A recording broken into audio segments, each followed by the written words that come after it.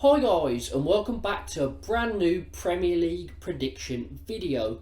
Now the games are coming thick and fast, but last round we got one score correct. Man City beating Leicester 3-1. A massive result for the team in the title charge, but a very poor result for Leicester, who are relegation threatened.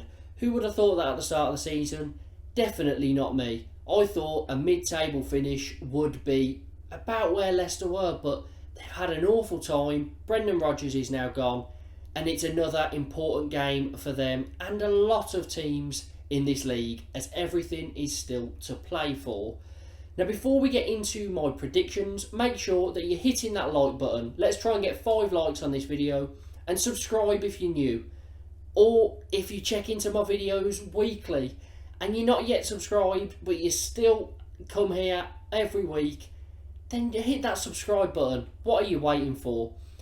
Trying to get to 200 subscribers before the end of the season. We have been gaining a lot of ground towards our target, and that's due to YouTube Shorts. Now, if you haven't checked them out already, I tend to bring out about 3 or 4 videos a week on YouTube Shorts. It's just a quick 1-minute video about something that's going on. It might be a manager being sacked or appointed. It might be a quick prediction for a game that isn't in the Premier League, or something that will be coming up as the season finishes is transfer news. And that is going to be really good for people that just want quick transfer rumours or completed transfers and my opinions. You'll be able to see it within a minute, a quick opinion, and it's done. On to the next.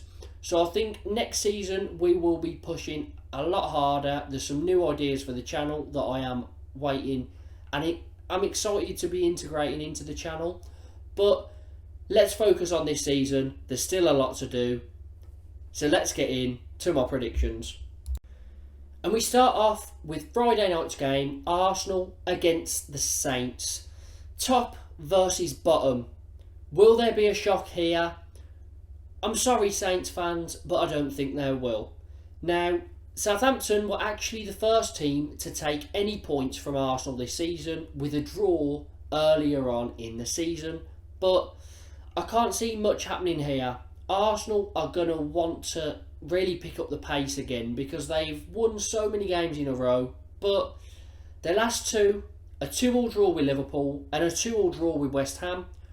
Both games they went 2-0 up in and couldn't get all 3 points. They're going to be out for revenge here, that just wanting to get back to winning ways, because Man City aren't slowing down. Southampton, bottom of the league, really struggled, as has a lot of teams this season. But with Southampton, I do think that within the next sort of 3 games, if they do keep losing or they pick up 1 draw, other teams will have escaped and they will be left relegated. I don't see them getting anything here. I favour Arsenal massively, 3-0. Fulham face off against Leeds. Now, Fulham are one of probably only 3 sides that are on the beach really, nothing to play for, not going to be relegated, which is a brilliant season for Fulham, not going to get into Europe, they're too far off it. So it's kind of up to them how their season ends now. Are they going to give some more youth players a go, let them break into the first team? Are they going to go all out to try and get loads of wins, or potentially risk injuries? I know as a Birmingham City fan, Blues for the last few games of each season tend to just play loads of young players and get battered. And I think that's the only hope really for Leeds, because Leeds are in a relegation battle, really struggling, and they can't stop conceding goals. They lost 5-1 to Palace, then 6-1 to Liverpool. Both these games were at home, by the way, and Leeds at home I had more faith for than away. So I am a bit worried that if Leeds don't close the door at the back, they could be relegated, which I really didn't see at the start of this season, but now I am starting to fear for them. This is an interesting one, but I do think that Leeds will score. I always really fancy Leeds to score. It's whether they can defend. And I don't think they'll keep a clean sheet because I'm not sure that's possible at the moment. But I am going to be maybe a bit generous to Leeds, and I'm going to go for a 1-1 draw. Brentford take on Villa next in an interesting matchup, as Brentford are struggling at the moment, 3 losses in a row, but they are very good at home. They've only lost 2 home games all season, so very, very hard to beat. Villa, brilliant form, won 5 in a row and won 7 out of their last 8, only conceding 2 goals in those 8 matches. They are on fire. They passed a massive test last weekend, beating Newcastle 3-0. Did not see that coming at all. Can they carry on going? Because they're in 6th place at the moment, but with that 4th Champions League spot still up for grabs, the 3rd one is as well, to be fair. There's a chance they could do it because they are the most informed side in the league outside of the top 2. Although they are, to be fair, more informed than Arsenal technically. But I do think that they have got a good chance of at least getting 5th place, but if not, potentially getting into the Champions League. And I hate to say that as a Blues fan, but it just goes down to having a world-class manager. Unai Emery can do it at these clubs where the expectation of the fans is massive, but the expectation of the neutral is mid-table. You know, Sevilla, they were expected to be finishing 4th, really, at a maximum. But he won the Europa League with them 3 times in a row. Villa, they're expected to be breaking into the top half, and he's got them sitting in 6th, 3 points off 5th. It's a credit to Emery. He's doing a brilliant job. Ollie Watkins is on fire. I've got a feeling, though, that maybe this is where Villa get another draw, because Brentford are very hard to beat at home. If Villa go and do it, then I do believe that they can take on a lot of pretty much all the teams in the league apart from the top 2. But I think that Brentford will hold out and get a point, 1-1. Crystal Palace face off against Everton. And could Crystal Palace get out of this relegation battle now? They're on the outskirts of it.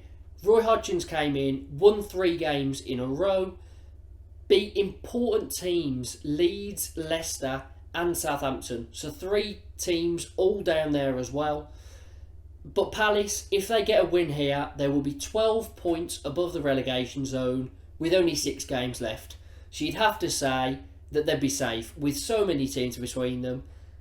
I mean, they'd actually be level on points with Chelsea, which shows you how bad of a season Chelsea have had.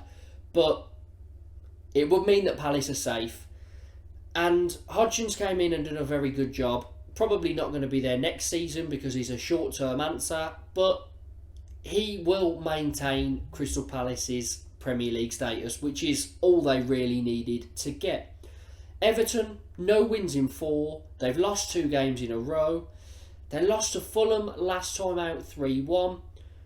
And I kind of see Palace getting the better of them because Everton aren't the greatest side away. They haven't been for a while. They do tend to pick up more points at home. And Palace just look a lot more defensively sound. They were only losing games by the odd goal, to be fair. In Vieira's tenure, since he was on that really poor run since New Year's Eve. But they couldn't score. They are now scoring. They scored 5 against Leeds. So they found their attacking mojo, and I think that they will win this one 2-1. Leicester take on Wolves next.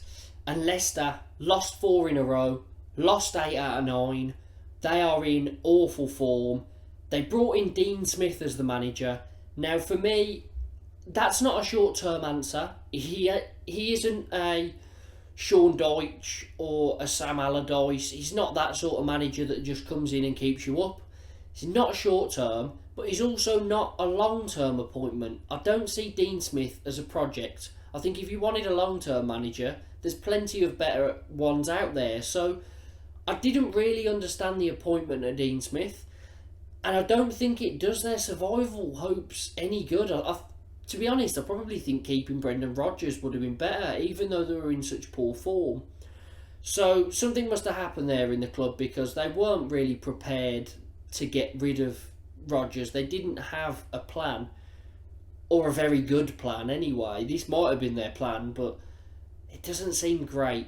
And Leicester are really, they need to win 2 out of the next 4 games to kind of keep in touching distance, because although it's very tight down there, they can't afford to lose, pick up 1 more point in their next 4.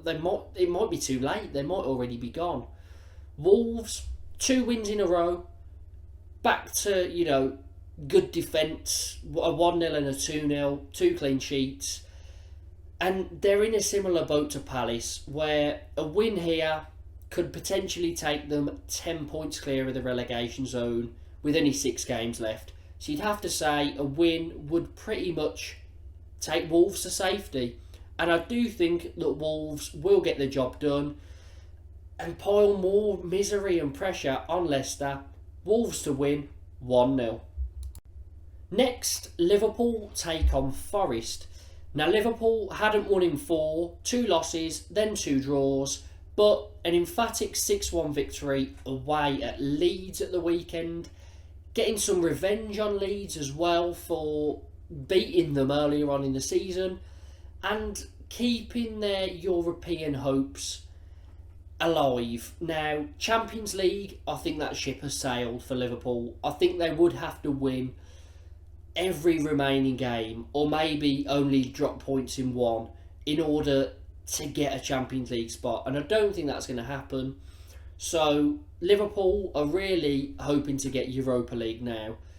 Forest, not won in their last 10, losing 7, drawing 3.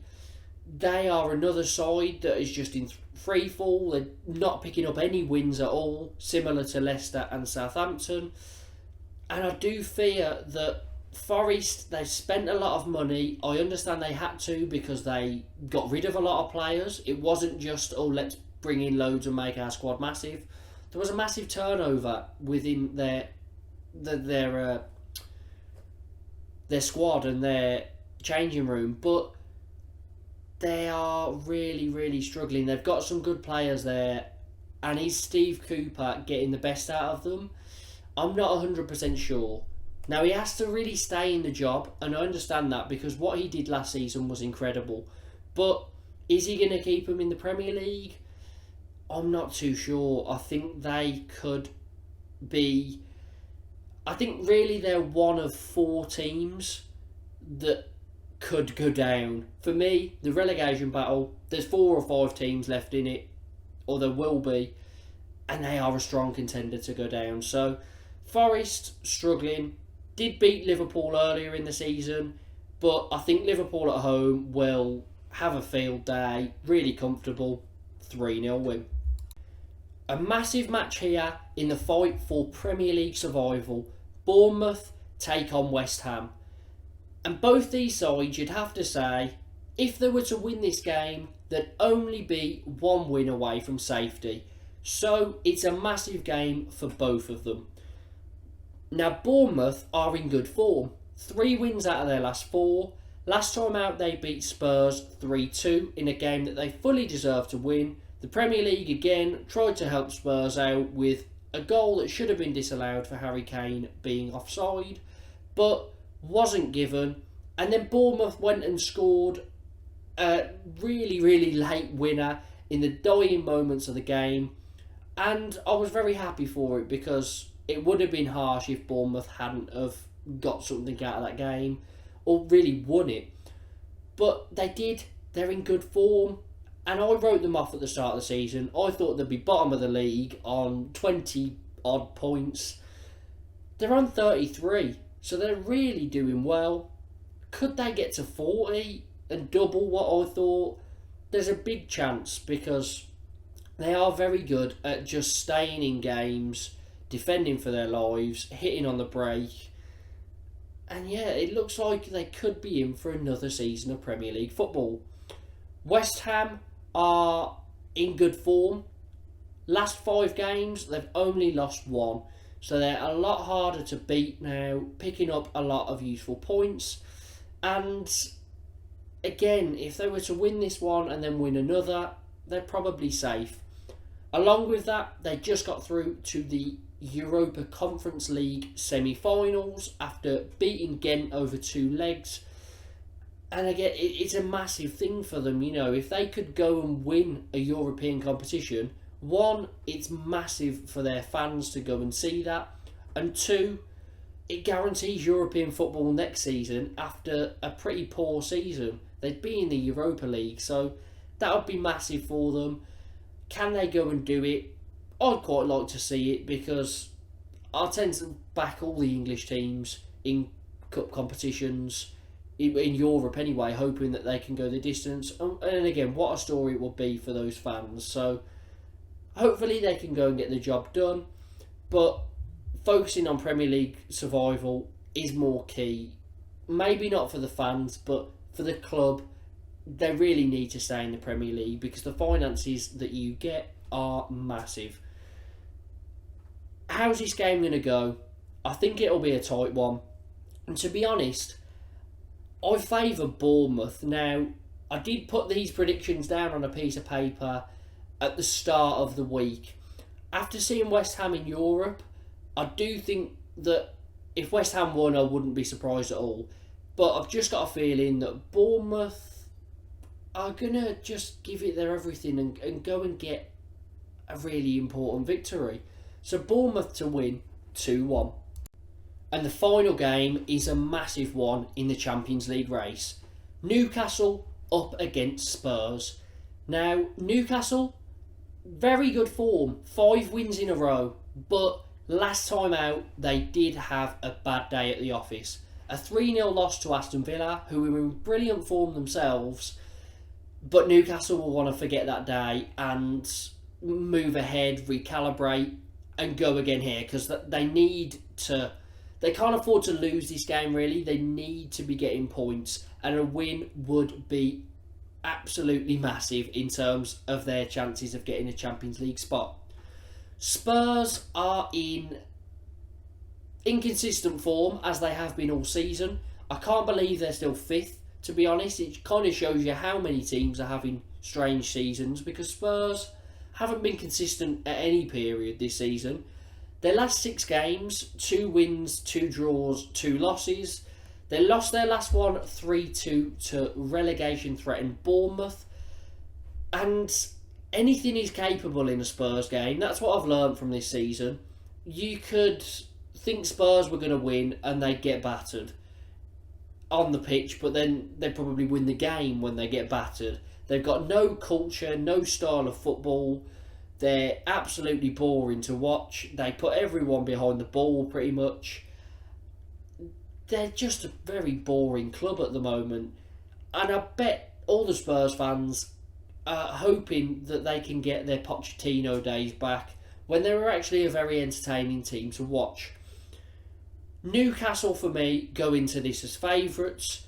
A win takes them 6 points clear of Spurs with a game in hand. So they would be very firmly in the Champions League spots. And I have it down for Newcastle to do that and win this game. So Newcastle to wrap up all 3 points, winning it 2-1.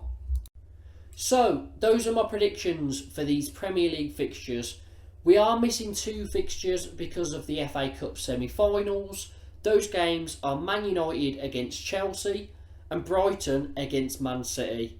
I will give my predictions to those games in YouTube Shorts when they're due to be played, so make sure that you check those out. But there's a lot of key fixtures here. It's going to be a good weekend of football.